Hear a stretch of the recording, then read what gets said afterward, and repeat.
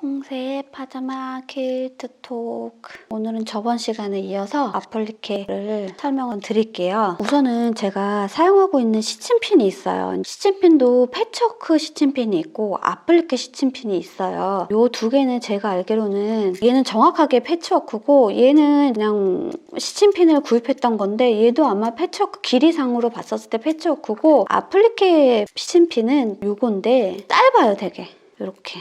아플리케가 짧고 얘는 두 가지 색상이 들어있거든요. 노란색하고 파란색하고 얘는 이제 패치워크 되게 길죠. 얘도 색은 빨강이하고 흰색이. 지금 보시면은 요거랑 길이도 약간 틀리고 두께감이 조금 달라요. 아플리케 시침핀은 이렇게 짧아요. 그 이유가 뭐냐면 써봤더니 시침핀을 이렇게 꼽잖아요. 이 바늘이 길어져 버리면 실이 아플리케 하면서 감침질을 하면서 이게 되게 걸리더라고요. 그래서 아플리케 시침핀이 이렇게 짧게 나왔는지를 알았어요. 하다가 보니까 긴 바늘은 조금 불편하더라고요. 제가 써보니까. 그리고 패치워크 시침필도 저는 좀 얇은 걸 선호해요. 요 아이는 조금 두꺼워요. 요는 좀 얇고. 그래서 저는 요거보다는 요 아이가 더 좋더라고요.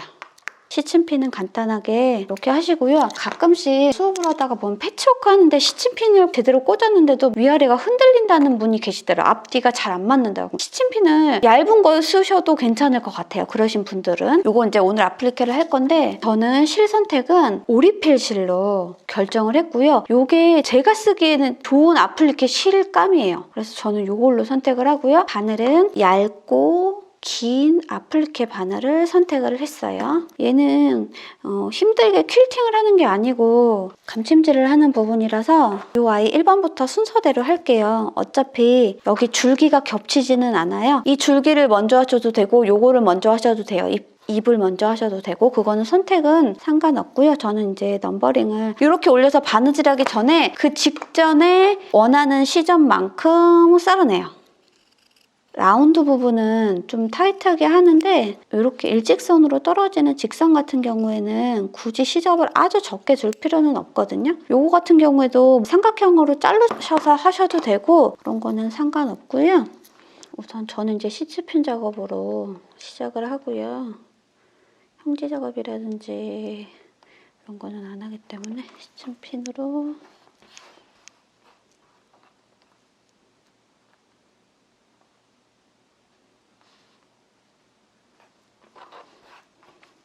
좀 오네.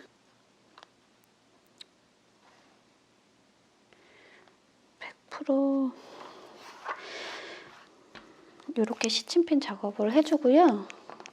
그다음에 이제 좀 불안하시다 하시는 분들은 그냥 중간에 한 번 정도 잡아주셔도 상관없어요. 이렇게 실은 한 줄로 바늘 끝으로 밀어가면서 바닥에 있는 원단과 위에 있는 핑크색 원단을 한꺼번에 떠요. 이렇게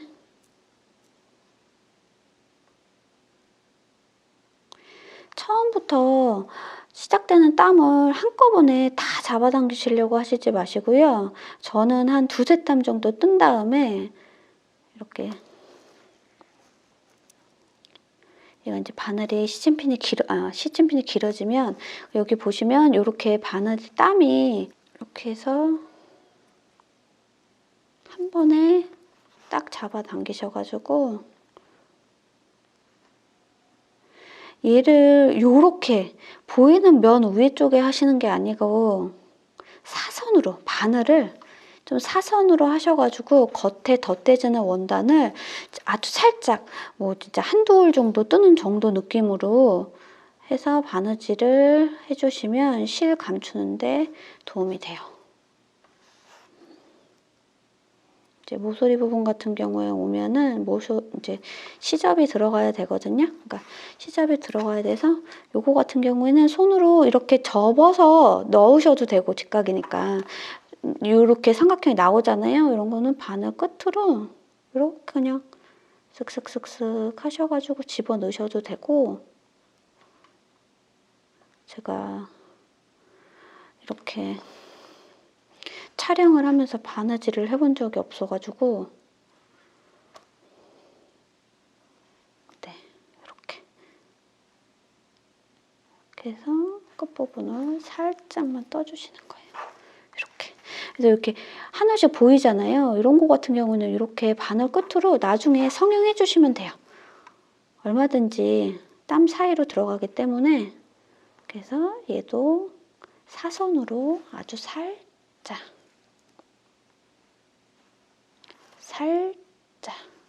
한 두세 땀 뜨고 저 뒤에 있는 땀까지 잡아당겨졌는지 한번 확인하시면 좋아요. 사선으로 하신 다음에 이렇게 살짝 잡아당기시는 거예요. 이렇게 아플리케를 하실 때 너무 겉에 덧대어지는 원단 위로 막 이렇게 꼬매시잖아요. 위로 꼬매시면 얘가 입체감이 없이 뽕긋한 맛이 없이 정말 납작하게 바느질이 돼요. 그래서 사선으로 아주 살짝 이 선의 아랫부분을 떠준다고 생각하면 돼요. 덧대지는 원단의 위가 아닌 선의 아랫부분을 사선으로.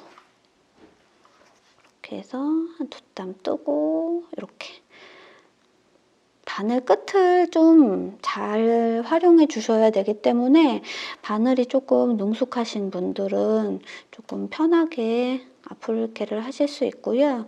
그래서 아플리케 같은 경우에는 초보분들보다는 좀 중고급 되시는 분들이 하시는 편이긴 해요. 처음에 이제 바늘을 이제 자유자재로 움직일 수 있고 컨트롤할 수 있어야지만 아플리케가 조금 가능하거든요.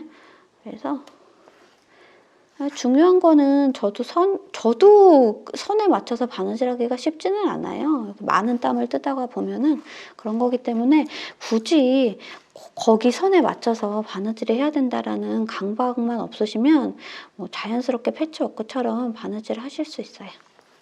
모서리 부분을 해야 되기 때문에 이 부분은 모서리도 넣는 방법이 여러 가지가 있긴 한데 저는 이렇게 넣어서 이렇게 각을 줘요. 각을 주고 돌려서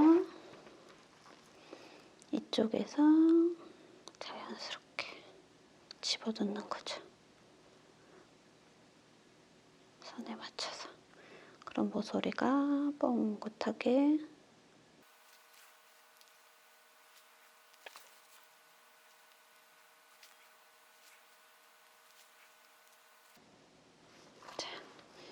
이렇게 바느질이 되는 거예요. 그럼 각도 지고 여기 부분은 안 하는 거거든요. 여기 나중에 원으로 이 아이가 이렇게 들어갈 거라서. 그래서 여기는 바느질을 안 해주시는 거예요. 이런 식으로 해서 매듭은 뒤로 빼서 실이 얇아가지고 여러 번 매듭 짓는 게 좋고 실꼬리는 조금 더 남겨주시고 이런 식으로 해주시면 돼요. 아플리케에서 바느질을 하실 때는 그 윗 원단에 밑에 원단하고 위 원단하고 같이 뜨는데 사선으로 바늘을 위 원단을 사선으로 찔러줘야 돼요. 그러지 않으면 바늘땀이 겉에서 보일 확률이 높고요.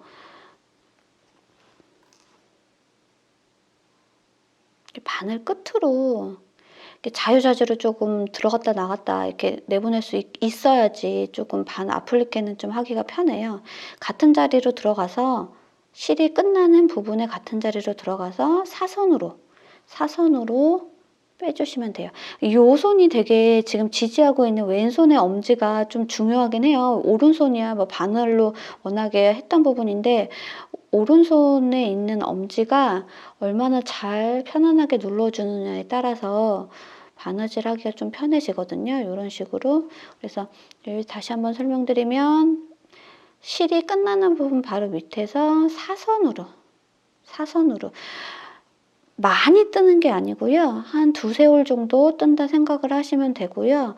땀 폭은 뭐 0.23? 뭐 근데 그것도 사람의 취향이니까. 그리고 지금 요게 이 실이 보일 수가 있어요. 잘 안 당겨지면. 너무 안 당겨져도 이 실이 보여질 수가 있어서 그 장력 조절은 조금 바느질 하시는 부분이 바느질 하시는 분이 좀 확인을 하면서 좀 덜 당겨졌으면 더 당기시고, 너무 당겨주면 이게 울어가지고 나중에 이 블럭 자체가 쭈글쭈글해지는 경우가 있거든요. 그러니까 지금처럼 좀 편하게 바느질이 돼야 돼요. 그래서 바늘 끝으로 이 작업을 무언 방법 해주시면 돼요. 근데 이게 처음에 익숙하시지 않은 분들은 이 부분이 선에 맞추는 것도 쉽지 않고, 이게 라운드가 아니기 때문에, 지금 직선이기 때문에 바느질은 어려운 아플리케는 아니고요. 포인트는 아래 원단과 위 원단을 같이 뜨지만 사선으로 한두 올 정도 들어가게 이렇게 하신 다음에, 이제 모서리 부분 같은 경우에는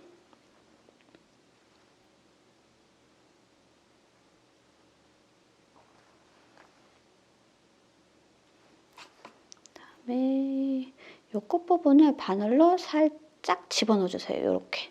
그래서 바닥지랑 끝부분을 너무 모서리 부분에다가 바짝 바늘을 빼지 마시고요. 살짝 옆으로 해서 빼주시고, 이렇게 해서 얘를 좀 돌린 다음에 바늘로, 시접이 너무 크면은, 두꺼우면 집어넣기가 쉽진 않아요. 그래서 지금 제가 조금 시접을 조금 크게 남겼더니 바늘로 그 자리에서 떠서, 왼손이 하는 일이 되게 중요해요. 잘 눌러줘야 되기 때문에. 그래서 바짝 잡아 당겨주시고, 바느질 선으로, 사선으로 이렇게.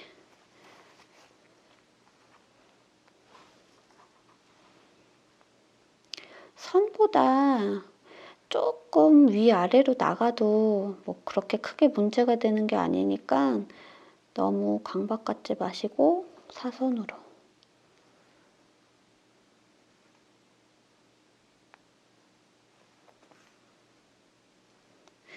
바느질은 유연성 있게, 이 선이 꼭 그 선에 맞으면 좋지만 안 맞아도 그렇게 대세에 큰 영향을 주는 게 아니니까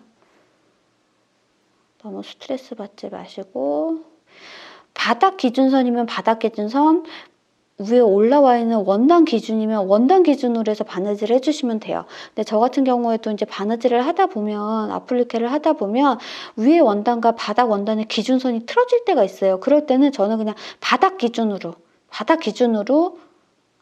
바느질을 해주고 있어요. 그 기준만 정확하게 해주시면은 크게 조금씩 틀어져도 문제는 없거든요. 이렇게 해서 뒤에서 매듭을 지어주시면 돼요. 오늘은 아플리케 기본까지만 바느질하는 방법을 설명을 드렸고, 여기 끝부분에 모서리 부분 처리하는 거, 일직선 바느질하는 아플리케 방법을 설명을 드렸어요. 다음 시간에는 요거 입을 마무리 짓고 줄기도 놓고, 이 라운드 부분을 동그라미를 얹었을 때 어떻게 바느질을 하는지를 보여드리고, 잎사귀도 이렇게 해서 올려서 다음 시간에 마무리하는 걸로 할게요. 오늘은 여기까지 할게요.